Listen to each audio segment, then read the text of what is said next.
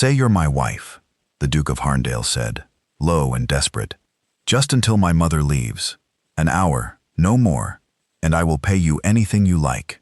And Kitty Barlow, who had been carrying a tray of tankards across the taproom of her father's inn, stopped dead and looked at the wild-eyed gentleman as though he had asked her to fly. She knew him only as the traveler in the good coat who had taken the inn's best private parlor 2 days ago, stranded by a broken axle and the week of rain that had turned the roads to soup. A grave, cold, impatient gentleman who had kept to himself and tipped well and clearly wished himself anywhere but a country inn on the Bath Road.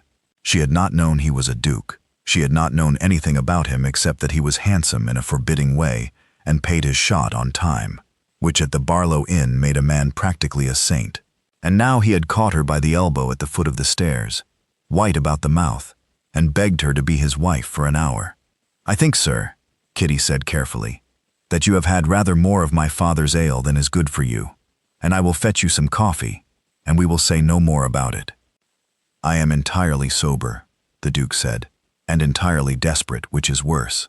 And I have perhaps 2 minutes to explain before that carriage in the yard disgorges the most determined woman in England, so I will be quick. That carriage belongs to my mother, the Dowager Duchess of Harndale. She does not know I am here. No one knows I am here. That is rather the point of my being here. I fled London precisely to escape her, and she has clearly tracked me down, as she tracks everything down, and she has come for one reason, which is to inform me that she has arranged my marriage. She has been arranging it for a year. She has selected a bride, a Lady Augusta Frost, whom I have met twice, and who has all the warmth of her name. And she has decided the thing is settled, and she has pursued me across 3 counties to tell me so, and she will not be gainsaid, because no one has ever successfully gainsaid my mother in 40 years, myself least of all." He drew a ragged breath. Unless she arrives to find that her plans are already too late, that her son has already, secretly, married. Then there is nothing to arrange. Lady Augusta is spared, I am spared, and my mother is stopped, for the first time in her life, by an accomplished fact she cannot undo. "And you, Miss Barlow," Kitty said faintly. "Kitty Barlow. Miss Barlow, you are the only woman in this inn, and my mother is at the door, and I am begging you, 1 hour, 1 performance.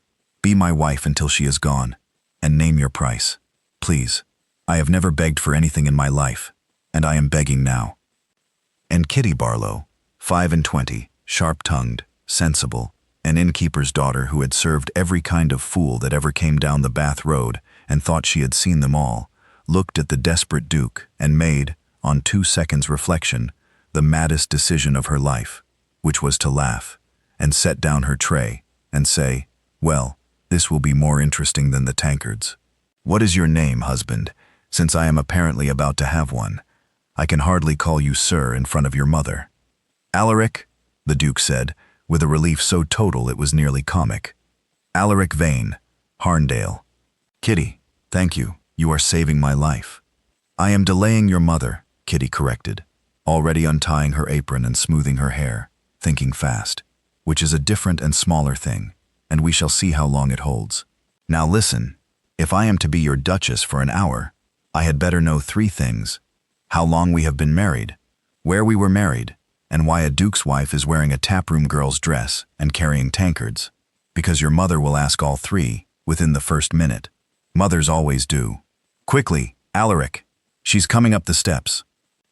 And the Duke of Harndale, who had planned exactly none of this beyond the desperate asking, discovered that he had, in Kitty Barlow, recruited not a nervous accomplice to be managed, but a quick, cool strategist, already 3 steps ahead of him, and he had just time to gasp out a month, Scotland, and you are in disguise, we are traveling incognito to escape exactly this, before the parlor door opened and the Dowager Duchess of Harndale swept in like weather. She was magnificent and terrible, exactly as advertised, a tall, glacial old woman in black who took in the room with one sweeping glance, fixed her son with a gaze that had frozen ambassadors, and opened her mouth to deliver whatever pronouncement she had chased him 3 counties to make. And Kitty Barlow stepped forward, slipped her arm through the Duke's as though she had done it 1,000 times, gave the Dowager Duchess a warm and perfectly composed curtsy, and said, "You must be Alaric's mother. Oh, how glad I am. He has told me so much, and I have been longing to meet you, though I did fear you might be cross with us. And I see now that you are, and I do not blame you one bit, for we ought to have written, only it all happened so fast, and Alaric would have it kept quiet, and, oh, forgive me, I am running on. I always do when I am nervous, and meeting one's husband's mother for the first time is enough to make anyone nervous. I am Kitty, your daughter-in-law. Alaric and I were married a month ago, in Scotland, and I am so very happy to meet you at last." The Dowager Duchess of Harndale stopped, as though she had walked into a wall. And the Duke of Harndale, watching a taproom girl he had known for 4 minutes bring his indomitable mother to a dead halt with nothing but a warm smile and a flood of artless words, understood 2 things at once: that he had been saved for the moment from the marriage he dreaded, and that he had just made a mistake far larger and more dangerous than the one he had been fleeing, because the innkeeper's daughter on his arm was not merely quick and cool and brave. She was, he was beginning to suspect, going to be a great deal harder to give back at the end of the hour than he had bargained for. The first day nearly undid them a dozen times, and each time it was Kitty who saved it, and the Duke who watched, amazed, and fell a little further. There was the matter of her father, first, for old Barlow the innkeeper, summoned by a frantic potboy, had come storming up to demand why his daughter was closeted in the best parlor with the gentleman guest, and had arrived mid-scene to find Kitty apparently married to a duke, and Kitty had turned the whole disaster in an instant, drawing her bewildered father aside and hissing the truth into his ear, that the gentleman was a duke in a fix, that she was helping him fend off his mother, that there was money in it, and no harm, and he was to play along and look pleased. And old Barlow, who had a healthy respect for both dukes and money, had rallied magnificently, and spent the week playing the delighted father-in-law with a gusto that alarmed everyone, and the crisis became, in Kitty's hands, one more brick in the wall of the deception. There was the matter of the ring, for the Dowager had glanced at Kitty's bare left hand within the first hour and raised an eyebrow, and Kitty had said smoothly that her wedding ring had been sent to be resized, being too large, her husband having guessed wrong at the size in his haste, which was so exactly the sort of thing a hasty secret bridegroom would do that the Dowager had almost smiled, and the Duke had spent an anxious afternoon procuring, through the potboy in the village, a plain gold band that Kitty wore thereafter and that fit, because Kitty had had the sense to send her own measure. And there was the matter of the small intimacies, the 100 tiny things that married people do without thinking, and that 2 strangers do not know to do, the glances and the touches, and the easy shorthand that the Dowager's sharp eye searched for and found missing. And here, Kitty simply taught them, quietly, in the moments they were alone. You must touch my hand when you pass me, so, as though you have done it 1,000 times. You must know how I take my tea without asking. You must finish my sentences now and then, and let me finish yours. Married people are careless with each other. Alaric, comfortable, unwatched. You are treating me like a duchess you are afraid to offend, and you must treat me like a wife you have stopped noticing, which is a great deal harder and the only thing that will convince her. And she drilled him in it, patiently, the small choreography of a marriage, until the 2 of them moved around each other with an ease that looked entirely real, and was, the Duke realized with a jolt somewhere on the 2nd day, becoming entirely real, because you cannot practice the small, comfortable intimacies of marriage for 2 days without beginning, actually, to feel comfortable, to reach for the other's hand without calculating it, to know how she takes her tea because you have genuinely noticed. You are a natural at this, the Duke said to her, on the first night, meaning it as thanks and hearing. Again, how much more it sounded like. I am a natural at reading people and giving them what will convince them, Kitty said. It is the whole of an innkeeper's trade. A good inn is a kind of theater, Alaric. You learn to be what each traveler needs you to be, warm to the lonely, and brisk to the impatient, and deaf to the drunk. 100 small performances a night, all in the service of a bed filled and a shot paid. I have been performing for strangers my whole life.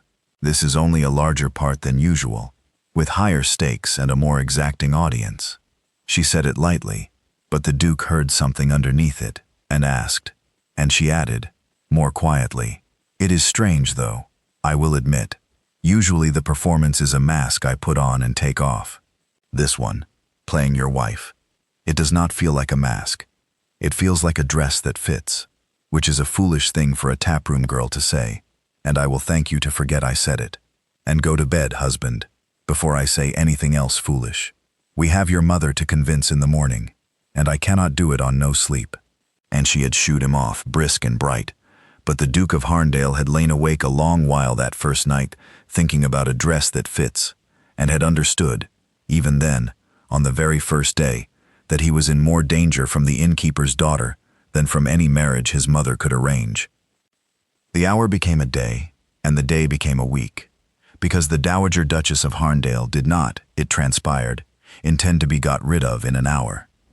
She announced, having recovered from the shock of her son's secret marriage, that she would of course be staying, that the roads were impassable in any case, the same rain that had stranded her son having stranded everyone, and that she had a very great deal to discuss with her new daughter-in-law, and that she intended to become thoroughly acquainted with the young woman her son had seen fit to marry, in secret in Scotland, without a word to his family. And she fixed Kitty with a look that made perfectly plain that thoroughly acquainted meant thoroughly investigated, and that the Dowager Duchess of Harndale did not for one moment fully believe this convenient marriage, and intended to test it to destruction.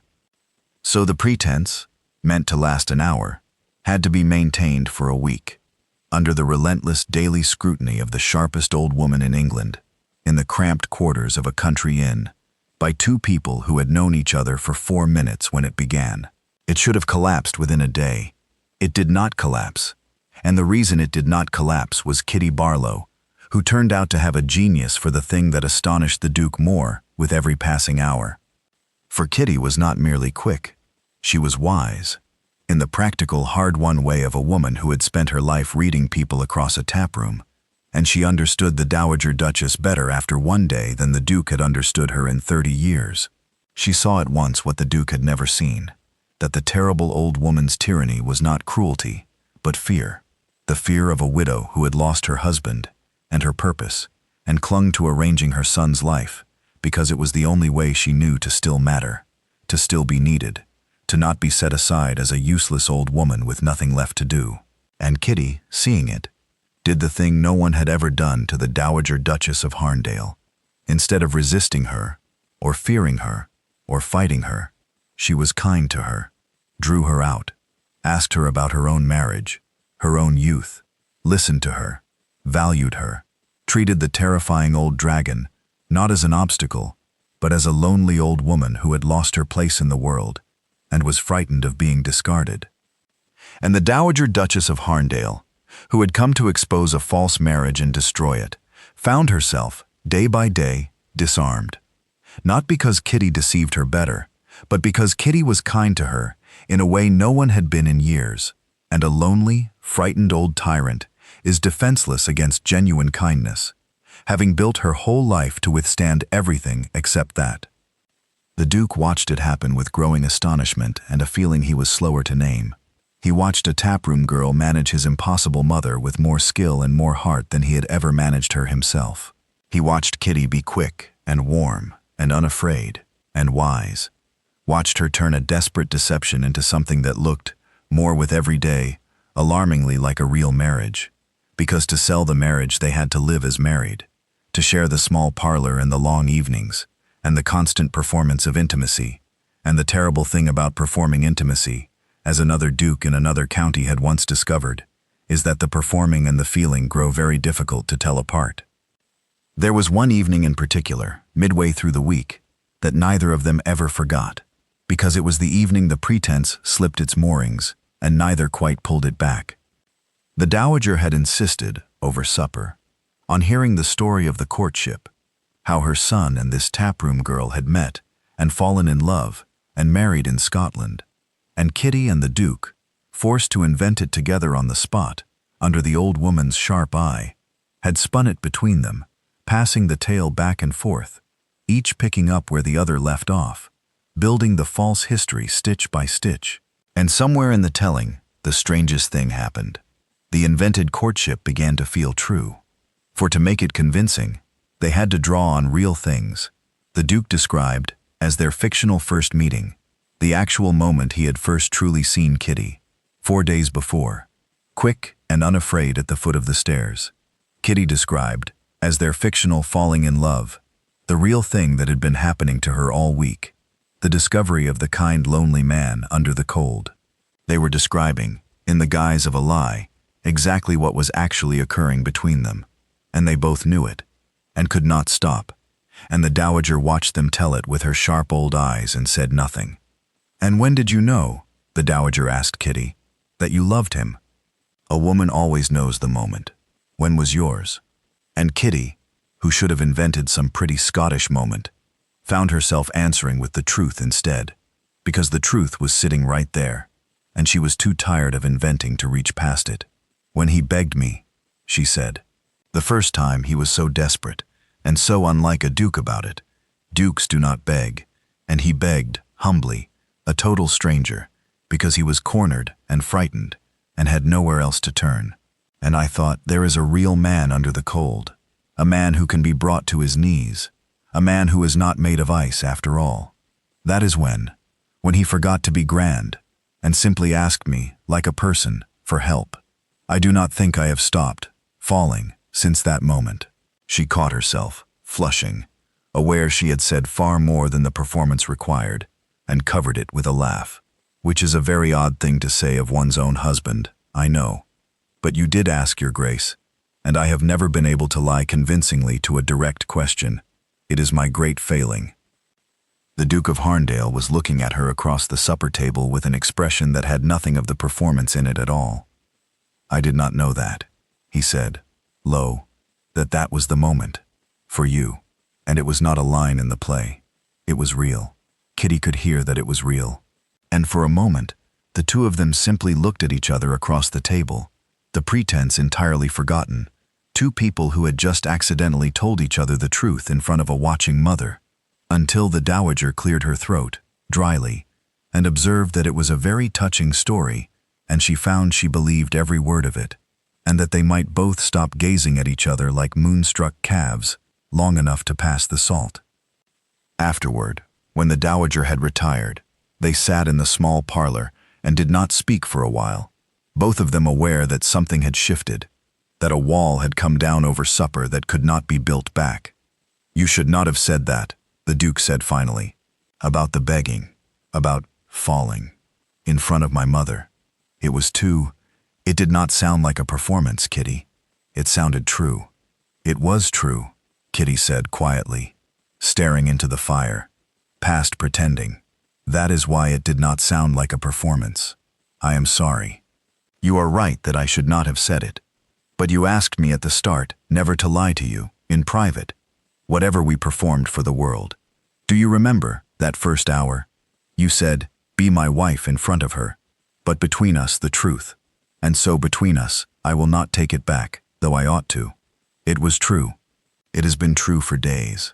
I have gone and done the thing a taproom girl should never do, and fallen in love with a duke who hired me for an hour, and I know exactly how foolish it is, and I could not help it, and I will manage it, and when the road's clear, I will let you go, and never say a word of it again. But you asked me not to lie to you in private, and so, in private, this once lies it was true." And the Duke of Harndale sat across the small parlor from the woman he had hired to save him, and understood that the saving had gone catastrophically further than he had planned. That he too had fallen, days ago, and had been calling it performance because the truth was too impossible to look at, and that the two of them were now bound not by a deception, but by a real and mutual and entirely inconvenient love, which neither of them yet had the courage to claim in the daylight, and which the road's clearing threatened to tear apart forever. They talked in the evenings, when the Dowager had retired and they could drop the performance, except that they found, increasingly, that they did not entirely drop it, that the ease between them was not all performance, that they talked late into the night about real things, that the Duke told Kitty more of himself in a week than he had told anyone in years, and Kitty told him the whole of her small, brave life. and that the two of them, thrown together by a desperate lie, were becoming, in the cramped rooms of a country inn, genuine friends, and then something warmer than friends. And neither of them dared say so, because the whole thing was built on a deception that must, when the roads cleared, end. "You are very good at this," the Duke said one evening, meaning the managing of his mother, and then heard how it sounded and did not take it back. "I am an innkeeper's daughter," Kitty said. "I have spent my whole life managing difficult people who are far from home and frightened and taking it out on whoever is nearest. Your mother is not so different from a traveler who has lost his way and is shouting at the ostler about it. Underneath the shouting is only fear, and fear wants, mostly, to be seen and reassured, and once you see it and reassure it, the shouting stops. Your mother is frightened, Alaric. She lost your father and her place in the world, and she has spent the years since arranging your life because it is the only way she can still feel she matters.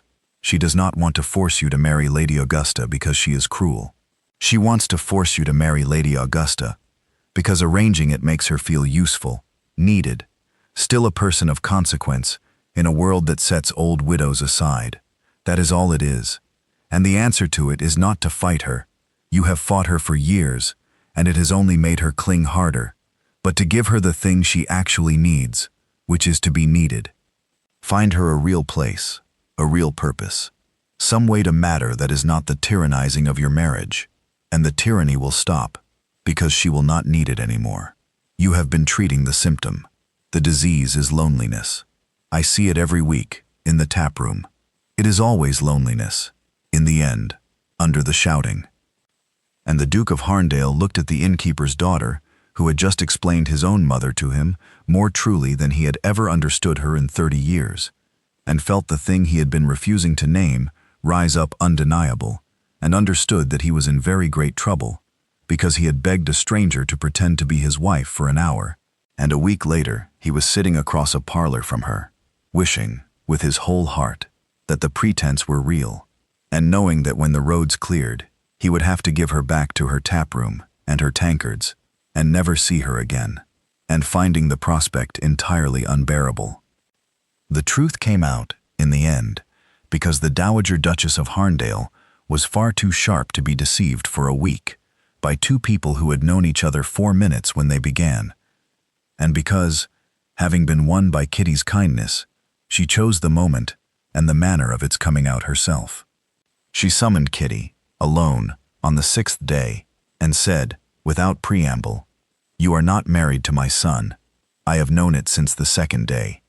You told me you were wed a month ago in Scotland, and you are a fine natural actress, my dear. But no woman married a month looks at a man the way you look at Alaric, when you think no one sees. That is not the look of a wife of a month. That is the look of a woman falling in love, and terrified of it, which is a different thing entirely, and I have seen both, and I know the difference. And Alaric looks at you the same way, which he most certainly did not a week ago, because a week ago he did not know you, because you are, unless I am very much mistaken, the young woman who was carrying tankards in the tap room when I arrived, whom my desperate son recruited on the spot to play his wife and fend me off. Do not trouble to deny it. I am not angry. I am, in fact, rather impressed. It was a bold stroke, and you have played it magnificently, and you have managed me better in a week than my son has in 30 years, which tells me a great deal. So, the pretense is over, at least between us. The only question that remains, my dear, is what we do about the fact that it has stopped being a pretense, that somewhere in your week of playing my son's wife, you have gone and fallen in love with him, and he with you, and neither of you has the courage to admit it because you are an innkeeper's daughter, and he is a duke, and you both believe the thing impossible. That is the real situation, is it not? Be honest with me now, as you have been kind to me all week. You love him." And Kitty Barlow, caught, and too honest to lie to the old woman she had come to genuinely care for, said, "Yes, God help me, yes, it was meant to be an hour, and then it was a week, and he is not what I expected, under the cold. He is kind, and lonely, and clever, and he talks to me as though I matter, and I have gone and done the stupidest thing a taproom girl can do, which is fall in love with a duke who begged me to pretend to be his wife. But it changes nothing, your grace, and I know it changes nothing, because I am an innkeeper's daughter, and he is the Duke of Harndale, and when the road's clear, he will go back to his world, and I will go back to my tankards. And that is right, and I do not reproach him, and I will not embarrass either of us by pretending it could be otherwise. I only ask that you not be cruel about it. It has been the strangest and best week of my life, and I would rather keep it as a sweet, foolish memory than have it made ugly. That is all. The Dowager Duchess of Harndale looked at the innkeeper's daughter for a long moment, and then did a thing that astonished Kitty, and would have astonished her son more. "Sit down," she said, "and let me tell you what I have decided, because it is my son's happiness at stake, and I find, to my own surprise, that I care more about that than about anything I chased him 3 counties to arrange. I came here to force Alaric to marry Lady Augusta Frost, a cold, well-bred, suitable girl who would have made him a cold, well-bred, suitable, miserable marriage, exactly like my own, which was suitable in every particular, and happy in none. I arranged it because arranging things is the only way I have left to feel I still matter, now that I am an old widow the world has set aside. You saw that. You said it to Alaric. I overheard you. I eavesdropped shamelessly. It is one of the few pleasures left to me. And you were entirely right, which is why I am not angry that you said it. And in a week, my dear, you have shown me 2 things.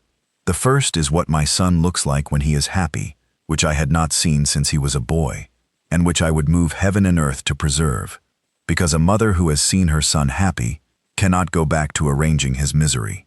And the second is that the thing I have been chasing, a suitable marriage, is worth nothing, and the thing I stumbled into by accident, my son in love with a kind, quick, brave, wise innkeeper's daughter, is worth everything, and that if I have any sense left in my old head, I will stop trying to prevent the good marriage and start trying to make it happen. She smiled, a thing Kitty had not seen her do. So, I am not going to expose you. I am going to do the opposite. I am going to give you both my blessing, loudly, publicly, immovably, and dare all of society to object to a match the Dowager Duchess of Harndale has personally approved. And I promise you, my dear, that when I approve of a thing, society does not object twice. An innkeeper's daughter, married to my son with my full blessing, is not a scandal. She is the Duchess of Harndale, and anyone who says otherwise will answer to me. That is what I have decided. Now we need only inform my son, who is, I gather, sitting in the next room being nobly miserable about giving you back to your tankards, and who has no idea that his terrifying mother has just become the president of his romance. And that was very nearly how it happened, for the dowager summoned her son, and told him, with the blunt relish of a woman who has changed sides entirely, that she knew the whole of the deception, that she did not care, that his wife was worth 10 of Lady Augusta Frost, that he was plainly in love with her, and she with him, and that he was to stop being a coward and marry the girl in earnest, with his mother's full and thunderous blessing, or she would be extremely disappointed in him after having gone to all the trouble of changing her mind, which she did not do lightly or often.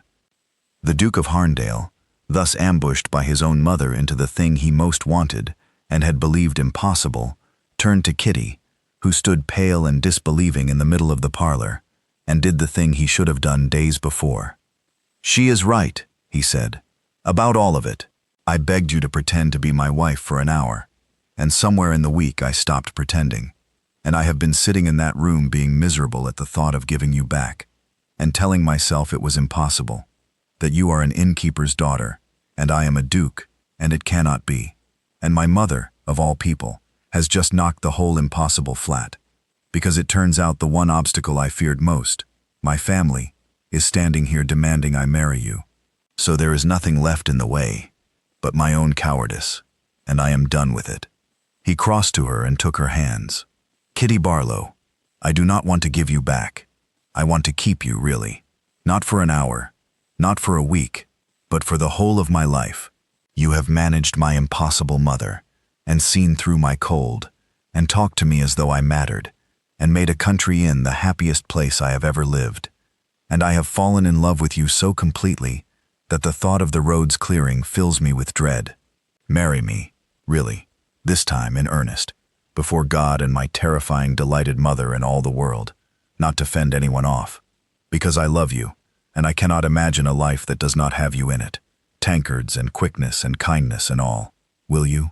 Will you be my wife in truth, having been so magnificent at it in pretense? And Kitty Barlow, Innkeeper's daughter, who had agreed to a mad hour's deception and been swept into the strangest week of her life, looked at the Duke she had come to love and the terrifying old woman, beaming approval behind him, and understood that the impossible thing had somehow, against all sense, become possible, that she was not being asked to be a Duke's guilty secret or his hour's convenience, but his true wife, blessed by the very family she had feared, wanted for herself entirely. "Yes," she said, laughing and crying at once. "You mad, desperate, impossible man. You begged me to be your wife for an hour, and I have half a mind to make you court me properly now, to make up for the backwards way you went about it. But yes, I will marry you in earnest. Though I warn you, Alaric, I mean to go on managing your mother, and telling you the truth, and very likely running your household better than your steward does, because I am an innkeeper's daughter, and we do not sit idle, and if you wanted a decorative duchess, you should have grabbed a different girl off a different taproom floor. Yes, I will have you. God help us all." They were married in earnest a month later, not in secret, and not in Scotland, but openly, in the village church near the inn, with the Dowager Duchess of Harndale sitting in the front pew, radiating a fierce proprietary pride and daring, with her every glance, anyone present to find fault with the match she had personally blessed. No one ever did after that, because the Dowager Duchess made the innkeeper's daughter's elevation her personal crusade, and society, which follows a formidable dowager, the way sheep follow a bellwether, decided as one that it had always thought Kitty Barlow a charming girl.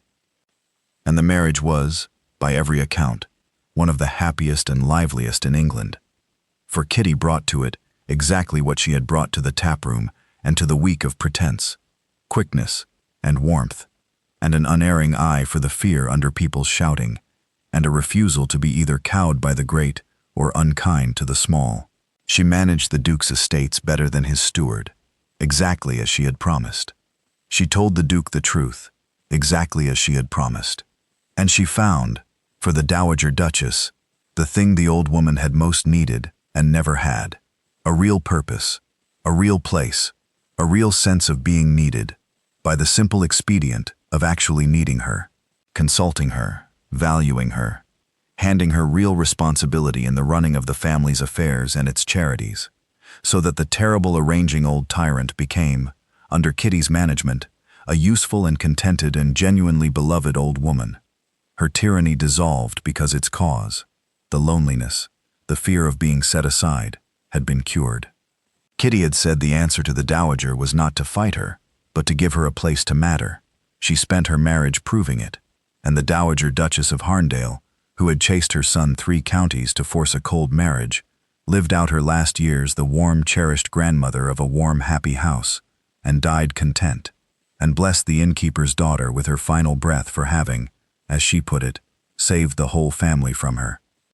"You asked me to be your wife for an hour," Kitty said to the Duke, years on, watching their children tumble across a lawn under the fond eye of a great-grandmother who had once been the terror of 3 counties. "1 hour, to fend off your mother. And here we are, a lifetime later, and your mother is the softest soul in the house, and I have been your wife for 20 years, and I still cannot quite believe.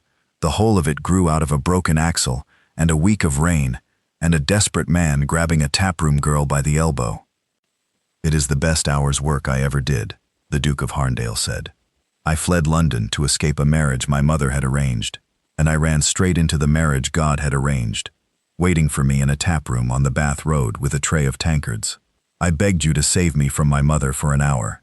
You saved me from my whole cold life instead, and my mother with me, and gave us both a warmth neither of us had known in years. 1 hour.